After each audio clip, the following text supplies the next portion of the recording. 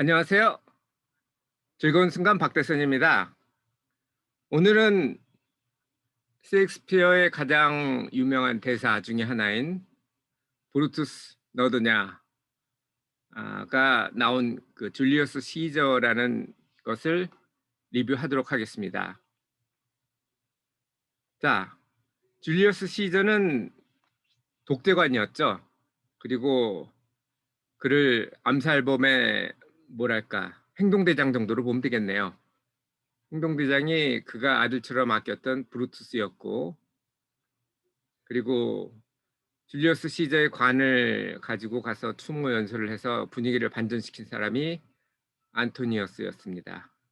이런 내용들을 하는데, 일단 줄리어스 시저가 우리가 알고 있는 것을 좀 정리를 해보겠습니다. 기원전 100년, 예수님 태어나기 100년 전에 100년 선배시죠. 로마에서 출생했고 40살에 삼두 정치를 결성합니다. 크라수스, 폼페우스, 폼페이 이렇게 삼두 정치를 하는데, 크라수스는 나중에 전쟁에 나가서 죽죠. 크라수스는 사실 돈 때문에 들어온 사람인데, 무리하게 나도 시저처럼 전공을 세워보겠다 했다 나갔다가 동방에서 전사를 합니다. 그때 시저는 어디죠? 갈리아 전기에서도 나오듯이 프랑스 지역을 공격하고 있었고, 덕분에 로마에 혼자 남은 폼페이가 원로원을 장악해서 시저의 갈리아 총독 지위를 끝내게 하죠. 그는 갈리아 전쟁에 승리해서 정치적으로 민심을 얻죠. 뭐 우리나라도 그렇고 이 프랑스 혁명 시대 나폴레옹도 그랬지만 어, 내전 같은 경우는 별로 인기를 얻을 수 없어요. 서로 죽이는 거기 때문에. 하지만 외부, 사실 이게 침략장지라 좋은 건 아닌데, 어쨌든 로마 입장에서 보면은 외부에 나가서 이겼다라는 거는 뭐 민심을 얻을 수 있는 방법이 되죠. 하지만 폼페이가 장악한 원로원은 시절을 해임을 하고, 그는 빈손으로 왔어야 됐는데 병사를 그냥 인솔해서 루비콘 강을 넘죠. 그때 한 말이 또 유명합니다. 주사위는 던져졌다. 루비콘 강이 아시겠지만 이탈리아 경계를 흐르는 강이거든요. 그러니까 이탈리아를 그 원로원 승인 없이 군인을 몰고 간다는 것은 다시 말하면 반역에 해당되죠. 하지만 폼페이는 탈주하고, 비록 많은 군인들이 있었지만 전선에서 단련된 그리고 충성심 있는 군인들하고 일반 군인하고 머릿수 가지고 비교할 수는 없었죠. 폼페이가 탈주하자 언론은 또 입장을 바로 바꿉니다. 그래서 어, 시저를 독재관으로 임명을 합니다. 독재관은 일반적으로 로마 체제가 집정관이거든요. 두 명의 집정관이 2년 임기로 해서 어, 다스렸는데, 어, 전쟁이나 뭐 이런 특별한 경우는 1년짜리로 독재관을 임명합니다. 혼자서 결정을 해야 됐기 때문이죠. 그럴 땐 바쁘기 때문에. 그러다가 그게 연장이 되고 결국은 이제 종신 독재관으로 임명이 됩니다. 그걸 브루투스가 물론 브루투스가 생각했던 건 아니고 키케로나 뭐 카토 이런 사람들이 부추겼겠죠. 그런 원로들이 브루투스 같은 경우는 원래 로마가 왕정이었거든요. 왕정에서 공화정으로 넘어왔을 때 브루투스가가 주축이 됐었습니다. 그래서 이번에도 공화정을 지켜야 되지 않냐 이런 명분으로 브루투스를 꼬드겼습니다. 그런데 문제는 이 키케로나 브루투스 같은 사람들이 뭐랄까 이론적으로는 뭐 맞을지 모르겠는데 실질적인 부분에서 많이 약했어요. 그래서 결국은 내전이 발생하지만 지고 비참한 초유를 맞게 됩니다. 자, 내용은 기원전 40년 전후예요. 아까도 말씀드렸지만 시저가 100년 전에 태어났고, 그리고 40세 때쯤 삼두 정치를 이루고, 그리고 갈리아에서 승리를 해서 갈리아를 이제 로마 영토로 넣었죠. 그랬던 때가 이제 50대였습니다. 50대부터 이게 전개가 급물살을 타게 되는데, 로마 공화국에서 이제 줄리어스 시저는 종신 독재관이 돼서 어찌 보면 황제와 다를 바와 없는 그런 위치에 있었죠. 종신이니까. 물론 황제와 다른 점은 있습니다. 종신이라는 얘기는 이게 상속할 수 없다는 얘기이기도 해요. 거꾸로 얘기하면. 그래서 황제 같은 경우는 다르죠. 자기 아들을 혹은 뭐 양자를 들이든 해서 임명을 할 수가 있는 거죠. 그런 상태에서 이제 브루투스가 그를 따르는 공화파들을 데리고서 칼로 29번 정도를 찔렀다고 해요. 그리고 광장에서 연설을 합니다. 로마 시민들을 대상으로. 나는 시저를 사랑했다. 하지만 로마를 더 사랑했기 때문에 로마가 독재에 빠지는 것을 두고 볼 수 없었다. 이런 취지의 연설을 해서 분위기를 잡죠. 그런데 그 상태에서 안토니우스가 시저의 관을 운굴합니다. 이 안토니우스 연설은 정치학에서 상당히 많이 사용되는 훌륭한 연설이에요. 와서 얘기를 하죠. 여러분, 저는 여기서 뭐 피해자와 가해자에 대해서 언급할 생각은 없습니다. 이러면서 다만 시저가 우리를 얼마나 사랑했는지 그것을 이야기하고자 합니다. 뭐 그 정도에서 브루스가 공격할 이유는 없겠죠. 왜냐하면 그도 시저를 사랑했다 하지만 로마를 더 사랑했다 이렇게 얘기를 했기 때문에 그때 반박을 할 수 없었을 겁니다. 그러면서 그의 그 29군데 자상, 칼로 찔린 상처를 자상이라고 하죠.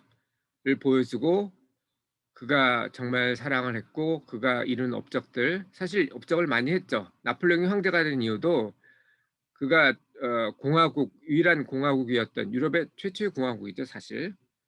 어, 프랑스를 주위에 있는 왕국으로부터 지켜냈기 때문에 인기를 얻었던 거고 그 인기를 바탕으로 해서 황제가 됐던 거죠. 그리고 황제가 돼서도 사실 좋은 일을 많이 했어요. 물론 무리하게 러시아를 공격한 거는 그건 문제지만 그리고 또 뭐 스페인 왕이라든지 뭐 이렇게 점령한데 자기 친척들을 자기 형이나 뭐 이런 사람들을 보낸 거는 잘못된 거라고 저는 생각을 하지만 나폴레옹 법정 같은 경우는 상당히 잘 된 거기도 하고 여러 나라에 좋은 사상을 많이 전파를 해요. 그래서 베토벤도 피아노 협주곡 5번이 황제였죠.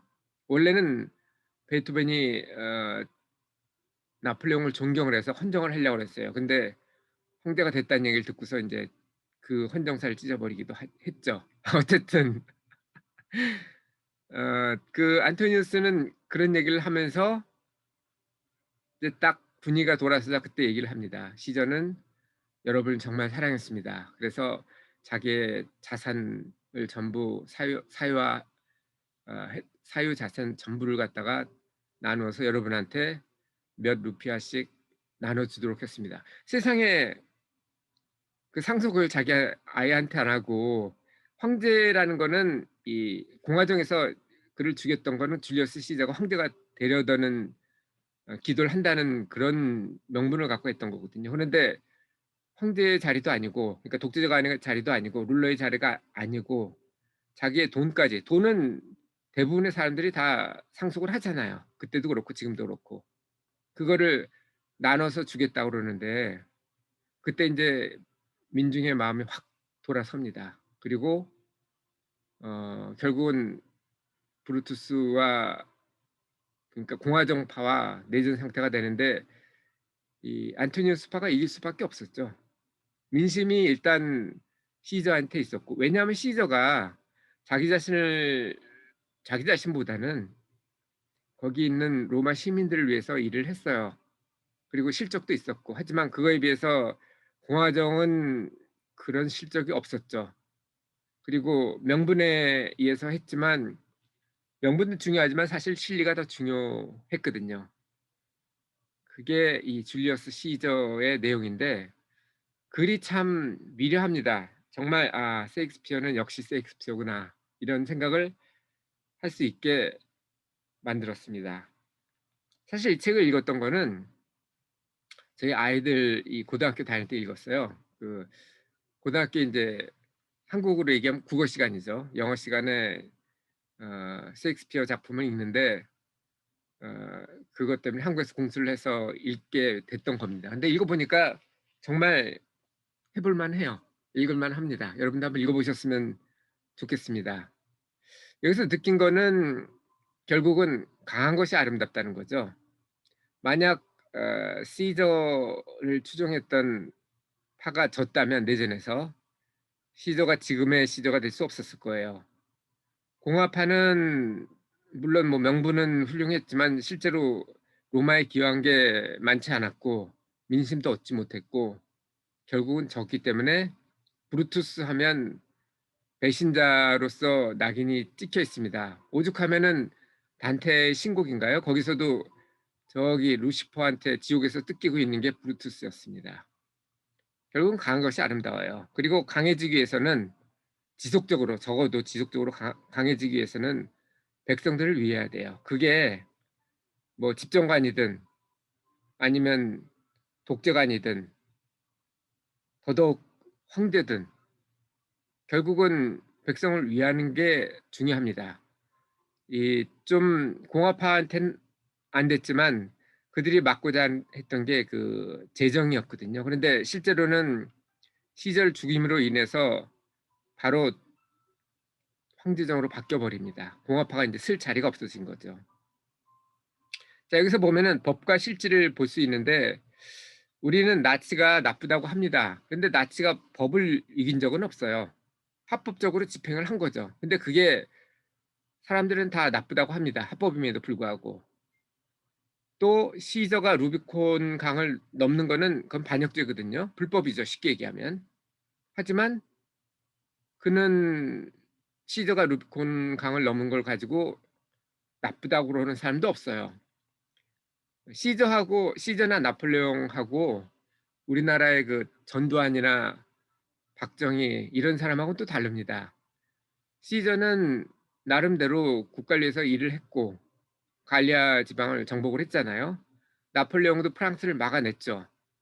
하지만 박정희나 전두환 이런 분이라고 그래야 되나 모르겠는데 어쨌든 그 전 대통령들은 나라를 위해서 한 게 아니고 자기한테 주어진 권한을 악용한 거죠. 물론 뭐 이유는 있어요. 자기가 숙청될 것 같다. 그건 근데 사적인 일이죠. 공적인 일 가지고 그러지는 않았을 거예요. 그래서 저는 합법이냐 불법이냐 이게 중요한 게 아니고 이 왜 그 왕이나 대통령이 있는지 그걸 생각을 해 봐야 돼요. 장자크 루소가 사회계약론에서 이야기했듯이 어 결국은 이게 백성한테 도움이 된다면 하는 게 맞습니다. 그 폼페이가 원로원 장악한 것 이거는 민심을 거스렸던 거기 때문에 사회계약론에 의하면 불법이에요. 합법이죠 사실은 법적으로 얘기하면. 하지만 불법이고 그리고 시저를 독재관으로 임명한 거는 민심을 따른 거기 때문에 그거는 합법적인 거죠. 이거는 뭐 법적이든 아니든 둘 다 합법적이긴 한데 도덕적으로는 뭐 이랬다 저랬다 하냐 이런 비난을 받을 수는 있을 거예요. 자 이게 제가 느낀 점인데요. 여러분은 법에 대해서 어떻게 생각하시나요? 법이라는 거는 그 사회를 이루는 사람들의 민의의 수렴이라고 저는 생각합니다. 그래서 지금 법이라고 그래서 그게 꼭 민의를 수렴했다고 볼 수는 없어요. 물론 그 법이 통과됐을 때는 민의를 수렴했다고 볼 가능성도 있죠. 적어도 형식적으로는 그래요. 근데 실질적으로 그런지 아닌지는 그건 생각해 봐야 됩니다. 예를 들어서 뭐 예전에 체육관 선거라고 불리는 전두환 대통령 선거, 간접 선거나 아니면 유신도 그 국회에서 유정의 3분의 1은 원래 그때 박정희 대통령이 임명을 했었죠.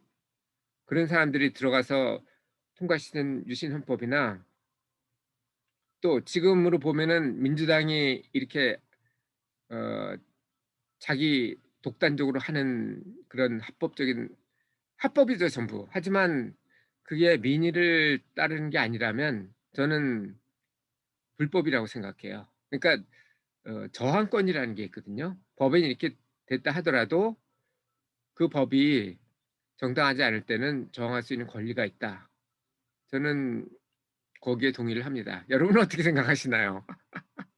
어쨌든 법도 제대로 되고 우리가 전부 법을 지키는 게 좋겠죠. 그래야 좀 사회가 안정되고 그럴 텐데 지금은 좀 혼란스러운 상황인 것 같습니다. 우리나라도 빨리 누가 정권을 다음에 잡을지 바뀔지 그대로 유지될지 그거는 모르겠어요. 저는 그런 데는 관심이 없지만 누가 잡든 그 사람들이 백성들을 행복하게 하는 게 무엇인지 그걸 알고 그렇게 시책을 전개해 줬으면 좋겠다는 생각입니다. 자, 여러분도 한번 줄리어스 시저 한번 읽어 보세요. 재밌습니다. 맨날 읽으라고 그래서 좀 그런데 좋기 때문에 추천하는 거예요. 뭐 다른 의미는 없습니다. 제가 뭐 출판사 직원도 아니고 도서관에서 빌려 보시면 돼요. 제가 작은 도서관 최근에 한 것도 2,000 권이 넘어섰거든요, 드디어. 그리고 조만간 독후감 콘테스트를 할까 생각 중이긴 한데 물론 뭐 회원분들이 동의를 해야 하는 거죠. 이건 뭐 저도 뭐 독자가 될 생각은 없습니다. 뭐 이걸 해서 어떤 이익을 얻는 것도 아니고 그냥 좋은 내용을 시어하자는 의미니까요. 자, 오늘도 즐거운 순간 박대선이었습니다. 감사합니다.